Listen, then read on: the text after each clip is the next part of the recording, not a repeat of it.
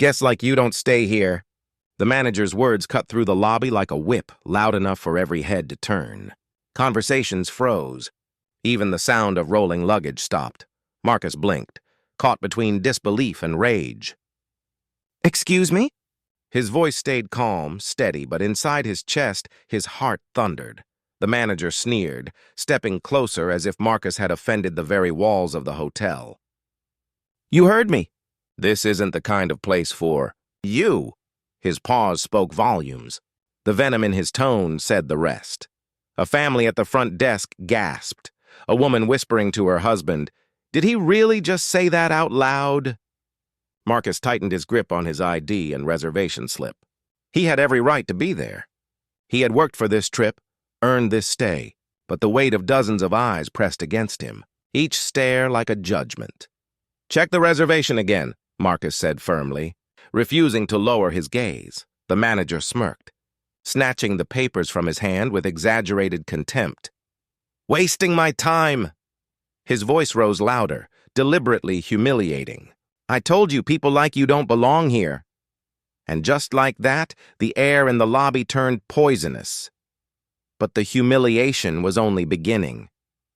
With a swift kick, the manager shoved Marcus's bag aside. The zipper snapped open, spilling his belongings across the polished floor. Clothes scattered. A framed photo slid across the marble. His notebook flipped open, pages fluttering. A hush fell, then came the whispers. "Wow! Unbelievable! Why's he treating him like that?" But mixed in were chuckles, cruel little laughs from those enjoying the spectacle. Marcus knelt quickly, scrambling to collect his things. His fingers shook as he snatched up the photo, his late father staring back at him. A legacy of dignity now smeared by shame. A teenager near the elevators muttered under his breath, "Guess he really doesn't belong here." His friend laughed. Marcus swallowed hard, jaw tight. "Stay calm," he told himself. "Don't give them what they want." But the sound of shuffling feet, the rustle of suits, and the sharp click of heels reminded him. Everyone was watching. Everyone was judging, and as he reached for the last page, the silence shattered with an unmistakable sound. Click, record. The first phone lifted, then another, then another. Screens pointed like weapons, capturing his humiliation frame by frame. Some guests gasped in disgust, not at the injustice, but at the entertainment of it. A man whispered to his wife, "This is going viral." Another chuckled, "Can't wait to post this." Marcus's face burned. He wanted to shout, to rip the phones from their hands, but instead he stood slowly, belongings clutched to his chest. The manager raised his chin, emboldened by the audience. "See? They can even tell you're in the wrong place. Why not save yourself the embarrassment and leave?" A mother near the front shook her head, pulling her child close. "This isn't right," she whispered, but her voice was drowned by the hum of recording phones. The silence wasn't silence anymore. It was judgment, mockery, the weight of 100 strangers pressing down, immortalized forever on screens. And then came the words that would sting deeper than any whisper. The manager's lip curled, his voice dropping into something sharper, crueler. "People like you should know your place." The words hit harder than the kick to his bag, sharper than the laughter, heavier than the stares. A racist remark dressed as authority, spit into the open air for everyone to hear. Marcus froze, his fists clenched so tight his knuckles whitened. His chest rose with each heavy breath, but his voice stayed steady. "My place," he said quietly, "is right here at this counter. With a confirmed reservation, just like anyone else." Gasps rippled. Some shook their heads, uncomfortable. Others leaned in, eager for the next blow. The manager barked out a bitter laugh, dismissing him with a wave. "You'll never belong here, no matter what paper you bring, no matter how you dress. Don't you get it?" The cruelty wasn't subtle anymore. It was naked, brazen, a slap across the face of everyone listening, and the crowd leaned closer, wondering if Marcus would finally snap. Marcus didn't snap. Not yet. He stood tall, steady, eyes blazing with a fire the manager couldn't extinguish. His jaw was stone, his silence louder than any shout. The lobby braced itself. People whispered, waiting. Is he going to fight back? Is he just going to walk away? Every muscle in Marcus's body screamed to retaliate, to shout, to tear down the walls of prejudice standing before him. But he didn't. Instead, he breathed deep, his stare piercing, unflinching. The fire behind his eyes told a different story. This wasn't over. Not by a long shot. And as the crowd shifted uneasily, the tension thick enough to choke on, the scene hung suspended, waiting for the next move. Because sometimes silence speaks louder than screams. And his silence carried a storm. If it were you standing in that lobby, bags scattered, dignity trampled, a room full of strangers watching, what would you have done? Would you have shouted back? Walked away? Or clenched your fists and held the fire inside, waiting for the right moment to strike? Stories like this aren't just fiction. They mirror real injustices, moments where silence is survival, but also a seed of resistance. So ask yourself, what would you do if someone told you to know your place? Because the truth is, what happened next would shake everyone to their core. Don't forget this, Marcus. Being good won't be enough. You'll have to be twice as good, work twice as hard, smile twice as long, and even then, they'll still try to cut you down. His mother's words weren't whispers of comfort. They were steel laid into his bones. He was barely 8 when he watched her come home from cleaning offices, uniform damp with sweat, face carrying the weight of a world that judged before it listened. Marcus didn't just hear her, he memorized her warning. Every math test he aced, every sport he pushed through, every late night buried in books. It wasn't for praise. It was survival. Racism wasn't abstract to him. It was in the way neighbors stared, in the cashier who double-checked his money, in the teacher who forgot to call on him, and so, while other kids dreamed freely, Marcus trained like a soldier. Each slight, each dismissal, each closed door, it all sharpened him. He wasn't just learning to succeed. He was preparing to fight a system designed to keep him small. But what no one knew then was how far that fight would take him. By 21, Marcus had no inheritance, no safety net, only grit. He started with a rusted pickup, making deliveries others turned down. Long hours, rain-soaked highways, broken deals. Where others quit, Marcus recalibrated. He studied contracts like scripture, mapped routes smarter than competitors, and turned setbacks into lessons. Customers noticed. What began as one man hauling crates became a fleet. His fleet. Within a decade, the name Marcus Reed wasn't whispered, it was respected. His company stretched across states, servicing corporations that once brushed him off. Discrimination hadn't vanished, but money, success, and undeniable results forced the world to take his call. Still, behind every handshake, he remembered. Respect wasn't freely given. It was wrestled from the hands of those who thought he'd never matter, and on the night in question, that truth would come crashing back in a way he never expected. The lobby thought they saw just another man with too many suitcases. They laughed, pointed, and whispered. But inside those bags weren't clothes or trinkets. They held contracts worth millions. Reports forecasting growth across industries. Proposals powerful enough to shift entire markets. Every zipper hid the proof of a man who had built himself from the ground up. The luggage mocked at that moment wasn't baggage, it was legacy. But the cruel irony? To them, it was just clutter. To him, it was everything, and no one yet realized the mistake they were making. Marcus wasn't there as a guest. He was scouting. The hotel chain, sleek, profitable, prestigious, was on his radar. He had the capital, the network, the vision to expand, but instead of being courted, he was being cornered. The very industry he was ready to invest in was the same one mocking him at its doorstep. If they had known who he was, would they have smiled instead of sneered? Offer champagne instead of contempt? That question hung heavy, because answers were about to come. Marcus didn't shout. He didn't beg. He didn't need to. His silence wasn't surrender. It was a fuse being lit. The crowd mistook it for weakness. But those who underestimated him would soon learn. Quiet doesn't mean powerless. It means something bigger is coming. Next guest, please. The receptionist's smile stretched wide as she waved the woman behind Marcus forward. Marcus stepped closer to the counter, waiting. No acknowledgement, no glance. Just silence.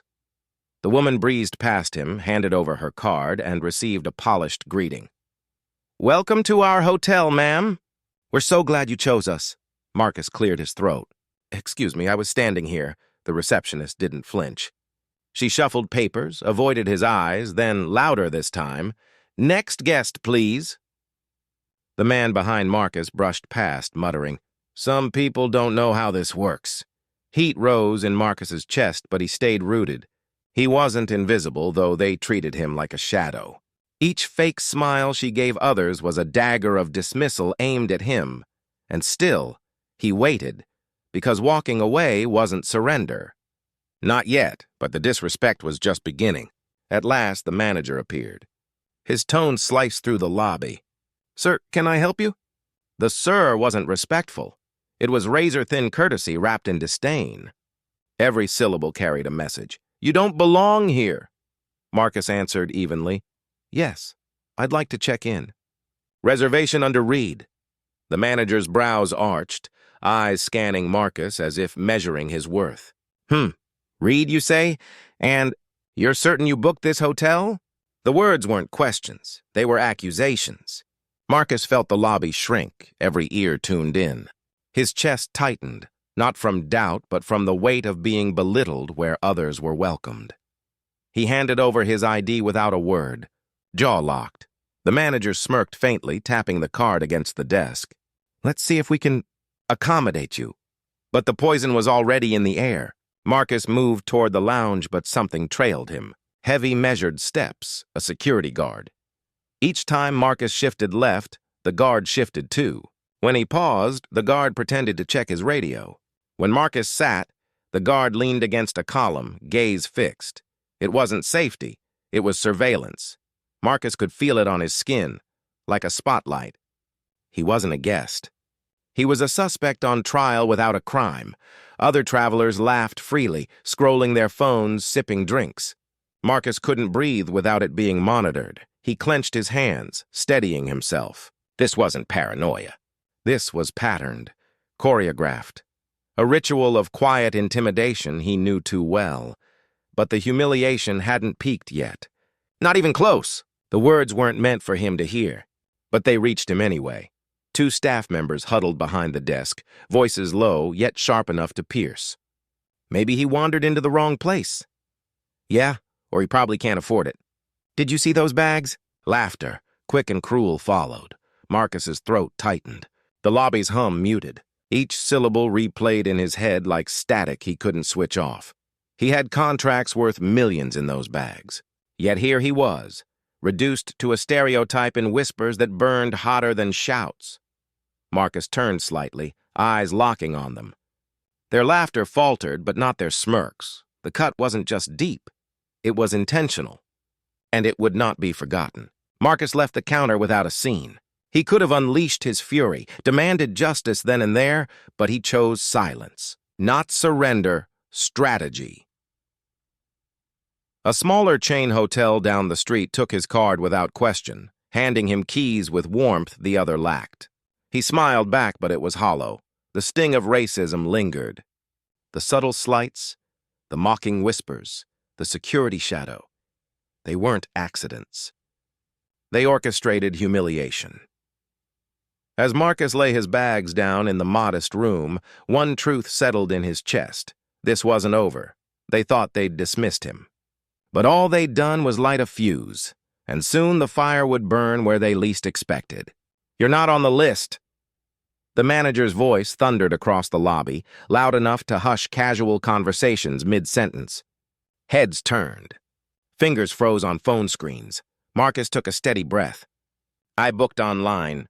Reservation under Reed." The manager leaned forward, his words laced with venom. "Sir, we don't have people like you on our guest list." The sentence landed like a slap. The lobby's air thickened. Some gasped quietly, others smirked, enjoying the spectacle. Marcus extended his confirmation email. "It's right here. Check again." The manager waved his hand dismissively as though brushing off dust. "Enough, don't waste my time. Step aside before you hold up real guests." A man in line whispered, "Wow." He's really saying that? While another raised his phone discreetly, recording. Marcus's jaw clenched, but his eyes stayed calm. Humiliation was the manager's weapon, but silence was Marcus's shield, for now. The tension in the room begged for escalation. Marcus held out his ID again, calm but firm. "Here, look properly this time." The manager's smirk twisted into open hostility. Without warning, he snatched the ID from Marcus's hand so violently that the motion drew gasps. "Happy now?" he sneered, turning it over in his fingers like contraband instead of identification. A woman nearby muttered, "That's unnecessary." But no one stepped closer. The plastic clicked against the counter as the manager dropped it carelessly, like trash. "You see? Not in the system, not here. Not welcome." Marcus picked it up, feeling the sting, not from the act itself, but from the weight of dozens of eyes witnessing his dignity tossed aside. It wasn't just rejection. It was a performance, and the audience was growing. By now, the lobby had transformed into an arena. Guests leaned against columns, whispering. Some filmed shamelessly, their phone cameras pointed directly at Marcus. A man in a suit whispered, "This is unreal. He's humiliating him on purpose." Another chuckled. "Or maybe he doesn't belong here. Look at him." Marcus heard every word, though they tried to mask it under hushed tones.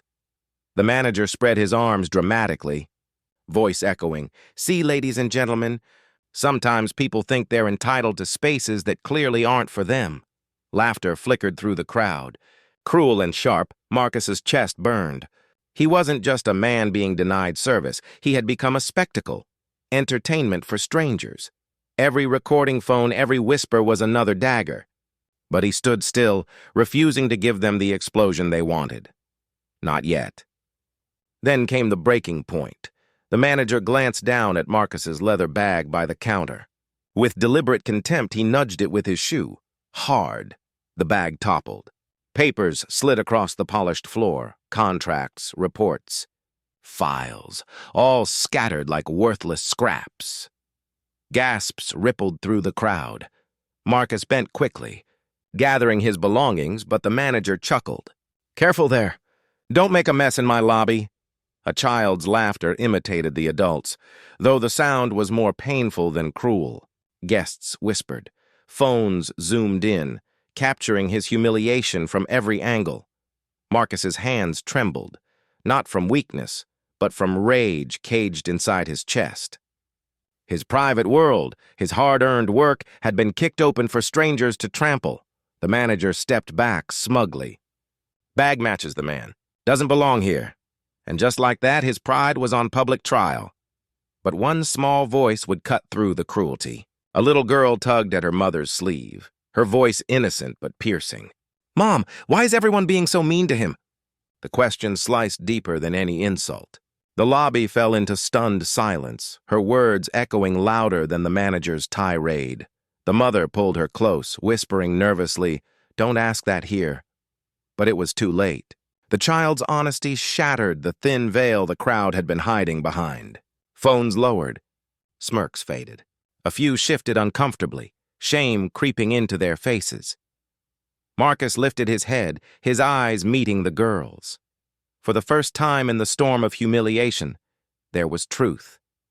Innocence had exposed the ugliness no one else dared to name, and the lobby could no longer pretend it didn't see the cruelty unfolding. Marcus rose slowly, papers clutched tightly, bag slung back over his shoulder. The room was silent now, every pair of eyes fixed on him. The manager crossed his arms, smug, expecting Marcus to break. Instead, Marcus straightened to his full height. He didn't yell. He didn't argue. His silence carried more weight than their words. With each step toward the door, the tension thickened. He wasn't walking out defeated. He was walking out calculating, every humiliation fueling a fire inside. Guests exchanged uneasy glances, sensing something had shifted. The spectacle they laughed at moments ago had transformed into a warning. Marcus reached the exit, pausing just long enough to glance back at the lobby one last time. His stare said everything. "You haven't seen the last of me," and with that he left, leaving the crowd buzzing, uneasy, and bracing for what was still to come. Call them. It's time. Marcus's voice was steady, almost too calm for a man who had just been humiliated in front of strangers. But inside his car, with the door shut, he finally let the silence hold his words. The person on the other end paused. "You're sure?" "Once we move, there's no going back." Marcus's jaw tightened. "I've been sure since the first meeting. They wanted to treat me like I didn't belong. Let's remind them exactly who they've underestimated." He stared at the hotel entrance, the same doorway where his dignity had been dragged across the floor like baggage. Now his tone carried authority, not anger. "Draw up the papers. I want every detail airtight." The lawyer hesitated. "Marcus, this is about more than money. You'll be making a statement." "That's the point," Marcus replied, his voice low but edged with fire. "They thought they could bury me under their racism. Instead, I'll bury their arrogance with the truth." And as he ended the call, a faint smile flickered across his face, one that hinted the battle was only beginning. The truth was simple. Marcus hadn't walked into that hotel unprepared. While the manager mocked him in the lobby, Marcus already had silent partners waiting in the wings, investors, big ones. He had been negotiating for months, crafting a deal that would shake the hospitality industry. The same hotel chain that dismissed him, soon it could be his. His phone buzzed again, this time from his lead investor. "The footage changes everything. Public sentiment is on your side now. If we move quickly, the board won't have a choice." Marcus leaned back, the sting of earlier still fresh, but no longer paralyzing. "Perfect. Let them laugh. By the time they realize, the ink will already be dry." What they thought was weakness was actually his greatest weapon. The betrayal had only accelerated his plan. By midnight, the world had already seen it. The clip spread like wildfire. The raised voice of the manager, the bag kicked across the floor, the humiliation Marcus endured. Twitter exploded with fury. "Unacceptable! Boycott this chain!" This is racism. Plain and simple. On Instagram, hashtags trended worldwide. Hotel racism. Shut justice for Marcus. Strangers Marcus had never met became his defenders, their outrage echoing what he felt in silence. The discrimination that once left him standing alone in a lobby now carried the weight of millions.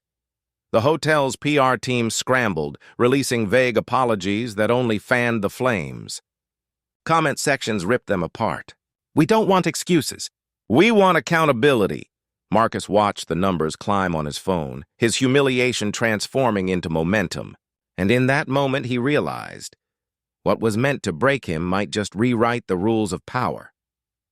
By morning, the hotel was in chaos. Staff whispered nervously behind the front desk. Guests demanded refunds. Corporate executives stormed into conference calls, faces pale with urgency. "Damage control isn't enough," one snapped. "We need answers now. Who's responsible for this?" All eyes turned toward the manager, the man who had kicked Marcus's bag like trash. His arrogance was gone. Sweat clung to his brow as he stammered, I didn't know who he was." "Didn't know?" The executive fired back. "You humiliated a guest on camera. You've dragged our entire brand into a nationwide scandal." The manager's throat went dry. "What should I do?" But no one answered. Because for the first time, the power he once wielded so freely had slipped through his fingers. And Marcus? He was already watching from the outside, waiting for the perfect moment to walk back through those doors. Marcus stepped out of his car, shoulders squared, no trace of defeat in his stride. The same hotel that had treated him like he didn't belong now stood trembling on the edge of collapse. And this time he wasn't coming back as a guest. He wasn't looking for a room. He was coming for the keys, and as the glass doors slid open once again, the real shift of power was only beginning. "Ladies and gentlemen," the chairman's voice cut through the boardroom chatter, "allow me to introduce the man who now holds controlling interest in this hotel." The door opened and silence swept the room. Marcus walked in, crisp suit, steady steps, no trace of the man they once ridiculed in the lobby. Gasps followed, whispers rippled. The chairman smiled. "Meet your new majority owner, Mr. Marcus Williams." Every executive sat frozen, stunned into silence. The same man dismissed as if he didn't belong was now the one with the highest seat at the table. Marcus adjusted his cufflink, his calm presence louder than any outburst. All eyes darted to the corner, where the manager who once humiliated him sat stiff, color draining from his face. The weight of justice was finally pressing down, but Marcus hadn't even spoken yet. The true reckoning was only beginning. The manager's lips trembled as he tried to form words. This has to be some kind of mistake. His voice cracked, desperate, stripped of the arrogance he once wielded. Sweat gathered at his temples, his chest rising too fast. Panic consuming him as executives watched with cold judgment. "No one told me, no one explained," he stammered, hands trembling against the polished table. But no one came to his rescue. Not a nod, not a word. His fall from authority was unfolding in front of the very people he once sought to impress. And Marcus was about to deliver the blow that would end it all. Marcus finally spoke, his voice sharp, cutting through the silence like glass. "You said I didn't belong." The words hung in the air, heavy, undeniable. Every executive shifted uncomfortably, some lowering their gaze. Marcus leaned forward, eyes locked on the man who once shoved his dignity aside. "Do you remember those words? In front of a full lobby? You made sure I'd never forget." The manager swallowed hard, but Marcus didn't let him answer. His tone grew colder, stronger. "Today I don't just belong. I own the very ground you tried to kick me off of." The humiliation Marcus once carried had now turned into his weapon. A hush fell as Marcus straightened. "Firing you would be too easy," he said flatly. The manager's head jerked up, a glimmer of hope flashing in his eyes, until Marcus continued. "You'll keep your job, but not here. Not at this table. From now on, you'll report to maintenance.